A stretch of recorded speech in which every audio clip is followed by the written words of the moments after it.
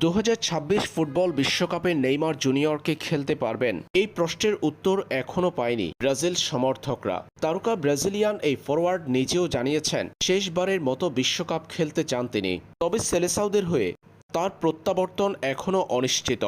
এমন পরিস্থিতিতে ব্রাজিলিয়ান কিংবদন্তি রোমারিওর সোজাসাপটা মন্তব্য, নেইমার না থাকলে ব্রাজিল হয়ে যাবে বিশ্বকাপের অন্য 10টা দলের মতো সাধারণ দল।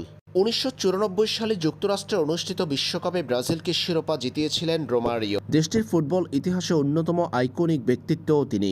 দুইবারের কোপা আমেরিকা ও একবার কনফেডারেশন কাপও জিতেছেন সাবেক বার্সেলোনা ও ভ্যালেন্সিয়ার এই ফরোয়ার্ড। বর্তমানে ব্রাজিল দলের কেন্দ্রবিন্দু এখনও নেইমার, এমনটাই মন্তব্য রোমারিওর। তার মতে ভিনিসিয়াস জুনিয়র, রাফিনহারা এখনও উঠতি তারকা, নেইমারের মতো পরিণত নয়। ব্রাজিলিয়ান ম্যাগাজিন ভেজাকে দেয়া সাক্ষাৎকারে রোমারিও বলেন, নেইমারের অনুপস্থিতি ব্রাজিলের জন্য বড় ধাক্কা হবে।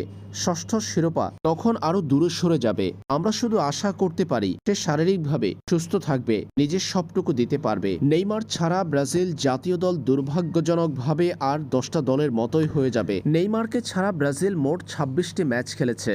প্রীতি ম্যাচ 2024 সালের কোপা আমেরিকা, কনমেবল বিশ্বকাপ বাছাই পর্ব মিলিয়ে এই ম্যাচগুলোতে ব্রাজিল জয় পেয়েছে 11টিতে, 8টিতে অমীমাংসিত অর্থাৎ ড্র, এবং 7টা ম্যাচে হেরেছে ব্রাজিল।